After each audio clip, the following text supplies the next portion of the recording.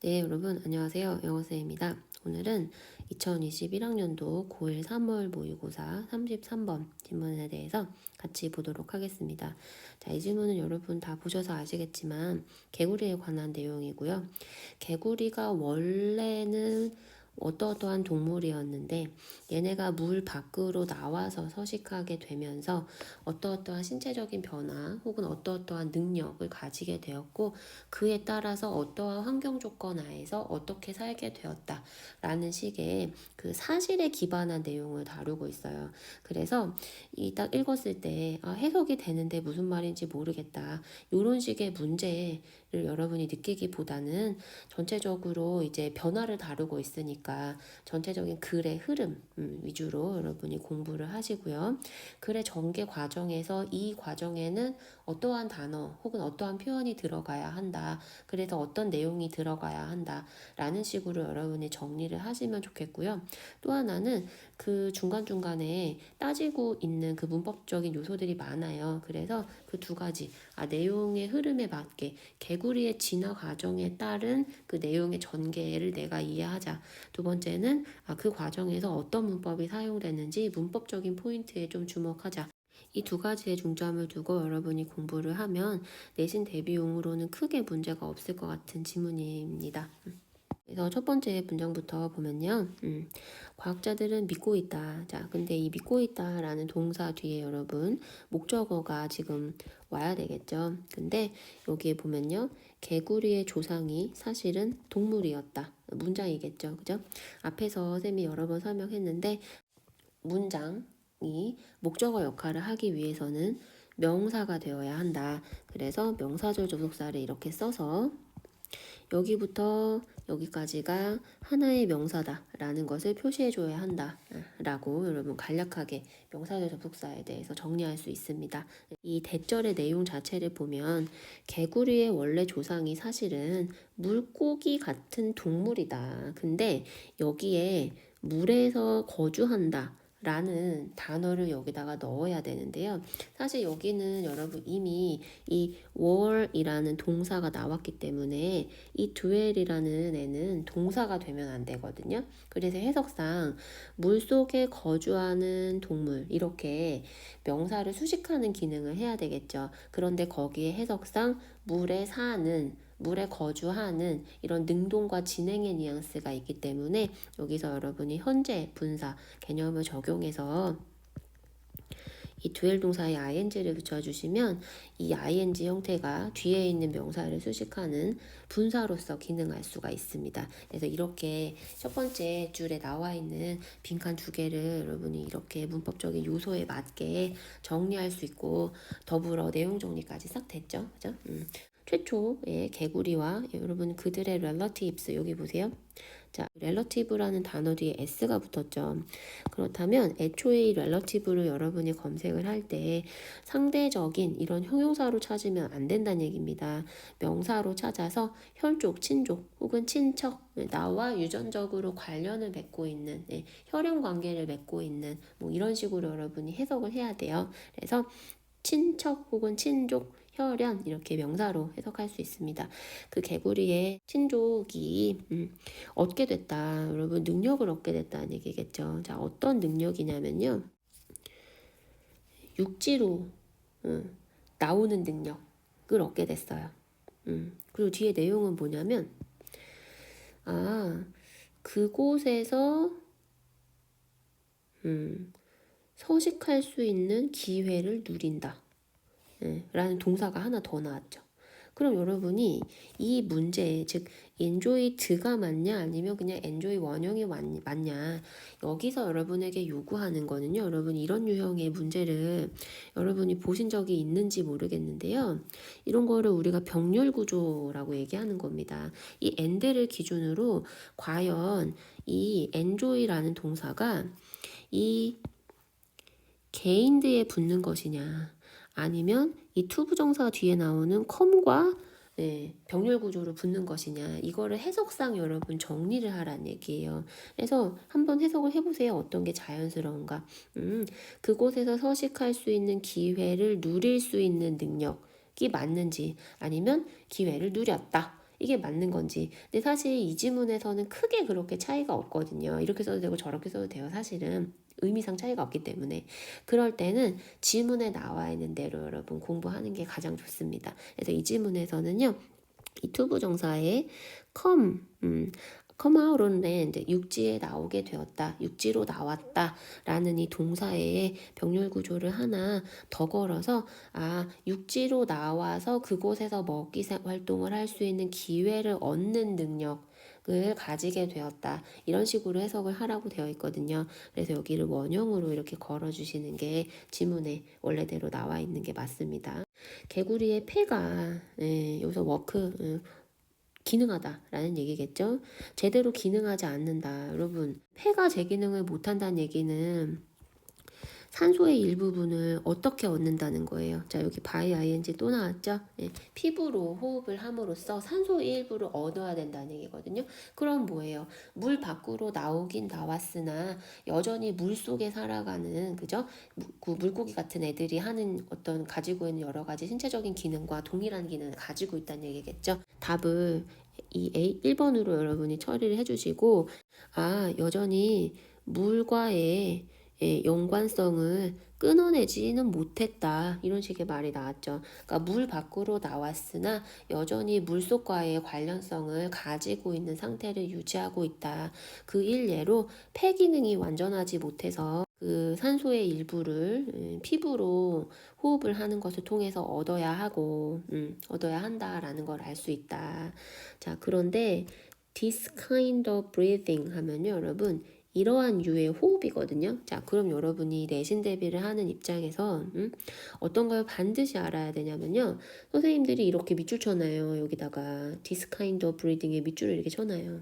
그렇고 밑줄 친 이러한 종류의 호흡이 설명하는 것이 무엇인지 너가 한번 우리말로라도 써봐라 라는 문제가 나올 수 있거든요. 그럼 여러분 어떤 거 잡아주시면 돼요? 폐 기능이 제대로 원활하지 않아서 산소의 일부를 피부로 호흡을 하여 얻어야만 한다. 라는 이런 호흡 방법을 얘기하는 거겠죠. 그래서 이런 식의 내용 정리는 반드시 하고 넘어가야 된다. 근데 구조상 이러한 종류의 호흡이라는 명사가 나왔고요. 그 뒤에 여러분 to work properly 아까 전에 쌤이 워크는 기능한다라고 했잖아요. 여기선 일한다가 아닙니다.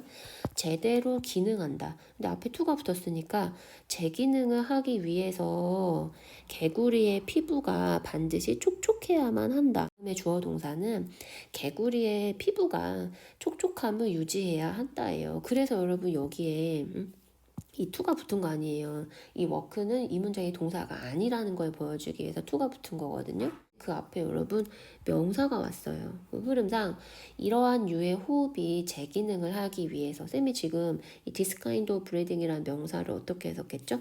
워크의 행위자, 주체로 해석했죠. 왜냐하면 이러한 유의 호흡이 제 기능을 다한다. 제 기능을 다하기 위해서 이렇게 해석했잖아요. 그죠? 그럼 여기서 여러분이 적용해야 되는 거는 의미상의 주어란 얘기입니다. 의미상의 주어는 여러분 개념이 별로 어렵지 않아요. to 부정사, 이 동사에 to가 붙어서 얘가 더 이상 동사가 아니죠.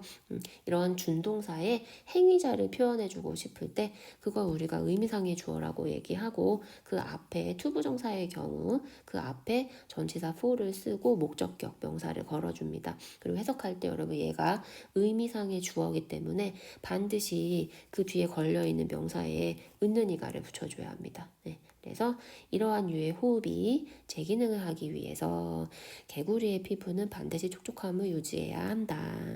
그러면 여러분 당연히 개구리는 어디 살아야겠어요? 물 근처에 반드시 있어야죠. 왜냐면 피부가 마를 때마다 들어가서 물을 촉촉하게 피부를 적셔야 되는 거거든요.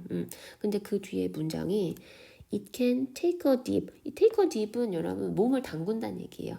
몸을 담글 수 있다. 이따금씩? 왜 이따금씩 물을 담가야 되죠? dry out. 피부가 마르는 것을 막기 위해서 뭐 이런 말이겠죠. 그래서 이 dry out이라는 동사를 이 from 전치사 뒤에 쓰려면 여러분 당연히 동명사 처리를 해서 명사로 바꿔주셔야 하고요. 막기 위해서 이따금씩 몸을 담근다. 근데 여러분 이 문장을 앞 문장에 우리가 연결을 할 때 과연 관계 대명사가 맞냐 아니면 관계 부사가 맞냐 이런 식의 그 여러분이 구조 파악은 해줘야 된다는 얘기죠. 근데 이 선행사로 보이는 명사 여러분 어디예요? 워터잖아요. 그죠? 그런데 이 명사가 뒷문장에 여러분 들어갈 수 있는 자리가 지금 없어요. 한번 따져볼까요? 여기서 이것은 개구리겠죠? 개구리가 take a dip, 몸을 담궈요. 이따금씩 담가요. 마르는 것을 방지하기 위해서. 격이 없죠. 이 명사가 들어갈 수 있는 비어있는 공간이 없죠. 주어 자리가 비어있으면 주격 관계대명사 자리가 가능할 거고요. 목적어 자리가 비어있으면 목적격 관계대명사 자리가 가능할 거예요. 근데 빈 곳이 없어요. 그렇다면 똑같이 앞에 있는 선행사를 수식할 수 있는 기능은 할 수 있으나 격은 필요로 하지 않는 관계 부사를 써줘야 되는 거겠죠. 그래서 그 물 속에 이 개구리가 몸을 담글 수 있다. 이런 식의 말이 되겠죠. 그래서 수식을 하면 개구리가 이따금씩 몸을 담글 수 있는 물 이런 식으로 수식을 해줄 수 있고요. 학교에서 여러분이 아마 이 정도는 배울 겁니다. 만약에 관계 대명사를 쓰고 싶으면 앞에 in을 써서 in the water 그 물 속에 라는 그 명사를 쓸 수 있는 이 격을 전치사를 앞에 써서 만들어줘라 격을. 그래서 이 전치사 뒤에가 지금 격이 빈 거겠죠. 이런 거 우리가 전치사의 목적격이라고 합니다. 이런 식으로 관계 대명사를 쓸 때는 내가 그 앞에 전치사를 써서 격을 만들어서 쓴다면 이것도 가능하다 정도까지 여러분이 알고 있으면 참 좋겠죠. 그래서 개구리가 육지에 나왔으나 폐기능이 원활하지 않아서 어떠한 곳에서 거주를 반드시 해야 하며 또한 여러분 레이디얼 X 알을 낳는데요. 얘가 육지로 나왔음에도 불구하고 알은 물속에 나야 된대요. 그들의 물고기와 비슷한 선조가 그러했던 것 여러분 as가 나왔습니다. 자, 쌤이 앞에서 여러분 as의 기능이 여러 가지가 있다고 얘기했죠. 자, 그런데 여기서는요. as 뒤에 그들의 물고기와 유사한 선조들이라는 주어가 하나 나왔고요. 동사도 나왔기 때문에 여기서 as는 전치사가 아니고 접속사다. 자, 그러면 접속사 as의 뜻은 총 4개로 줄일 수 있다. 여러분 기억이 나시죠? 기억이 나야 돼요. 앞에서 내가 지문을 공부할 때 학습했던 내용이 뒤에 지문에 또 나와요. 영어는 원래 그럽니다. 그래서 영어 공부 잘하고 싶으면 암기를 그때그때 제대로 잘해주면 돼요. 접속사 뜻 4개 쭈루 머릿속에 생각나시죠? 네. 여기서 여러분 앞문장과의 관련성을 잘 살펴봤을 때 그들의 물고기 같은 선조들이 그러했던 것처럼 그러했듯이 물 안에다가 알을 낳는다 이렇게 들어가야 될 것 같은데요. 그죠? 그래서 as 접속사의 해석도 해석이거니와 이 해석을 통해서 여러분이 모두 할 수 있는 거예요. 여기서 물어보고 있는 이 대동사 패턴도 공부할 수가 있는 거죠. 대동사라는 게 뭐예요? 앞에 있는 동사가 반복되니까 내가 다시 쓰기 싫은 거죠. 친구가 나한테 Are you hungry? 라고 물어봤어요. Yes, I am 까지만 대답해도 돼요. 왜냐하면 Yes, I am hungry까지 얘기 안 해도 그 비동사라는 말을 씀으로써 앞에 있는 동사 be hungry를 내가 대신 받을 수 있어요.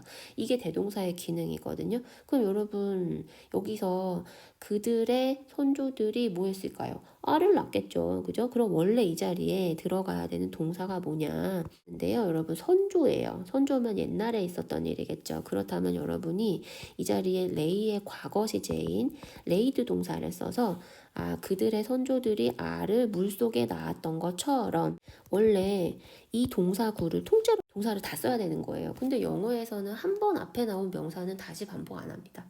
마찬가지로 앞에 나온 동사도 다시 한번 반복을 안 해요. 그러니까 이 동사를 대신 받으려면 여러분 당연히 일반 동사인데 어떻게 비동사로 대신 받겠어요. do나 does나 did로 대신 받는 거겠죠. 그래서 여기에 did를 쓴 것은 여기에 laid의 과거 시제를 반영한 것이구나 라고 여러분이 생각할 수 있다는 얘기입니다. 이 대동사 개념 굉장히 중요합니다. 여러분 고3까지 계속 나와요. 반드시 할 수 있어야 하는 내용입니다.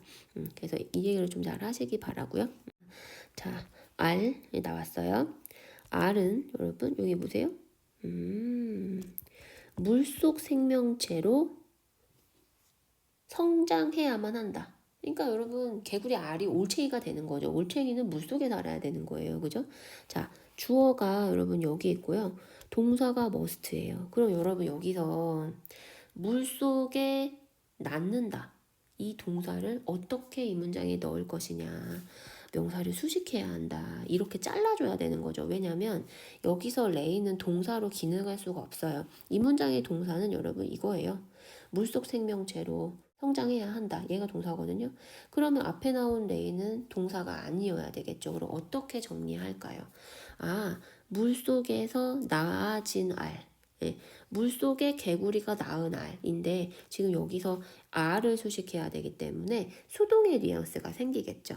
그렇다면 분사를 사용할 때 이번에는 현재 분사가 아니라 과거 분사를 써야 된다는 얘기입니다. 그래서 물속에 나아진 알 이런 식의 해석이 들어가야 되고요. 그러려면 여러분이 아까 쌤이 설명했지만 이 알을 낳다라는 동사의 3단 변화 레이, 레이드, 레이드 원형이고 과거형이고 과거 분사형이겠죠.